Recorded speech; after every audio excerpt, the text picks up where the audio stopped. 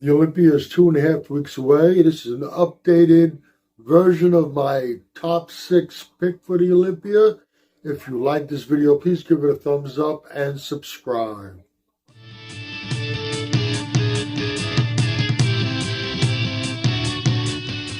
Have to make some changes from my previous top 6 pick for the upcoming Olympia. When I made that video, at that time, I had a very good feeling that Behrooz Tabani would actually make it into the country this year and be on the Olympia stage. And I had him as a factor in the top placings this year. As of now, all hopes of him making it have almost diminished completely. Stick around to the end of the video. I do think that to some degree, politics very well might end up being a factor in some of the placings. Like I said, stick around and you'll understand what I'm talking about. Top 6. Andrew Jack. He's been right around that middle point of the top 10 for the last 3 years. This will be his 4th Olympia. He had a 7th place finish and 2 5th place finishes. Everybody was head over heels over him when he first came into the IFBB Pro League.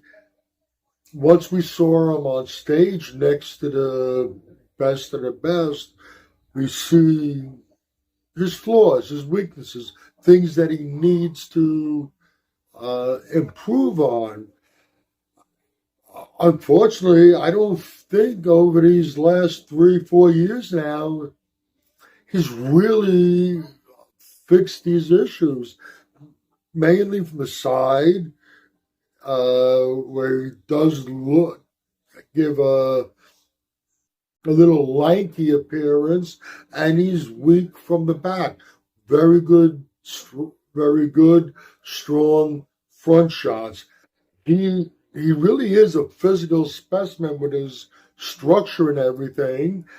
And like I said, he hasn't fixed the things that he needs to fix. And I think the only reason why he's able to constantly place where he's placing is simply for the fact that he is really a specimen to look at, especially when he first steps on stage. That standing relax and that front double biceps really captivates you.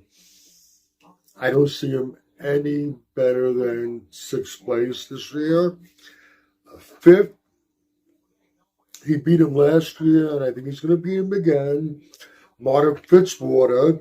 Now, Martin Fitzwater, it was very arguable that he could have beaten Derek last year on the Olympia stage. I would have had no problem if Martin would have gotten the decision over or placed ahead of Derek last year. Going by what I've seen of Martin in recent showings, first in his post-Olympia show, Prague, and then at the Pittsburgh Pro, I'm not sure whether he's going to be able to bring enough to beat Derek this year, but I don't say it's out of the question.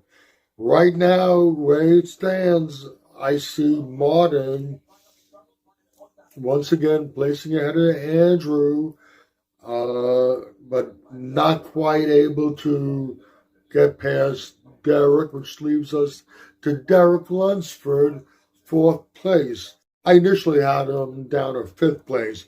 I had Behrooz Tabani in this position over here. Unfortunately, I don't think he's going to make it. Uh, Derek definitely brought a great package to the Arnold. Well, at least good enough to beat Samson Dauda, the reigning Mr. Olympia, who just beat him shortly before that. He had a battle on his hands with Nick Walker, and I was going to say many. I think the majority of people, as far as fans go, and people in the industry, had Nick beating Derek. Tyler Mannion, he was the head judge at the Pittsburgh Pro, had Nick beating Derek. I also think that Derek is going to end up showing some signs of battle fatigue. It'll be his third show this year. He doesn't compete that often. And I think that's going to be a factor. And I don't see Derek any higher than fourth place. Here's where things change a little bit from my previous video. I think something tells me Hadi's going to end up placing third this year. I think he looks really good in all his update picks. I think that he will very likely bring in his best package to date. But there are other things involved, and I'll get to that in a moment. And ultimately, as good a physique as I think Hadi will bring, he's going to be placed third. That leaves us with Samson and Nick. And Samson, I don't think is going to be able to hold off Nick this year. We're seeing recent images of Samson guest posing, and he looks like he's on track to bringing in probably the best conditioning that he's brought to date. He also looks like he's sacrificing some of his size, which is a big part of his wow factor. Previously, moving up in the ranks, one of his issues was the lack of size that he needed to fill out his frame. It appears that Samson is going to be sacrificing some of that size, some of that wow factor, in order to bring in a better level of conditioning. What Samson, I think, really needs to do, not only does he need to bring his conditioning up, not just a few notches above what his previous best was, I think he needs to come in very full also. If he just comes in with that conditioning without his fullness, he's not going to be able to hold off Nick Walker.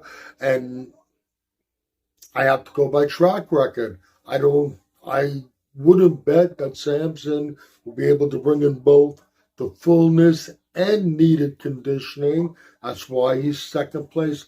Nick Walker, once again, say all you want about his structure, the way he's developed his body through the years.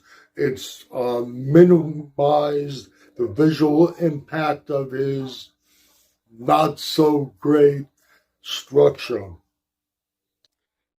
When everybody thought he was done, or not everybody, a lot of people were writing him off, came back in Pittsburgh and then in New York and showed everybody that he's here and he's a force.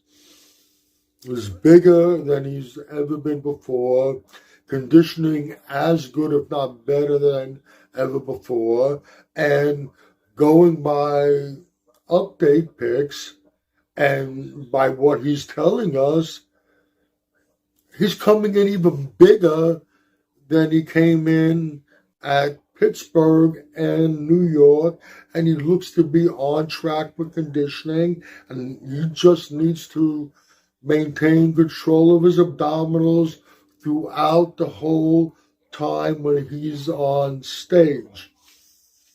On a pose-for-pose basis, his only weak pose is his front lat spread, which is not as awful as it was. He's made major improvements on that. But beyond that, he can beat most people in most of his poses. So on a pose-for-pose basis, the muscle that it looks like he's bringing in, along with the conditioning, we're going to have one of those what the fuck moments when he steps on stage. And I have Nick Walker winning this show. As far as the politics, let's get back to Hadi for a moment. I said I think Hadi will be bringing in his best conditioning, best package to date. I do have a strong feeling he will. And I had him and Nick battling for first and second. But the more I think about it,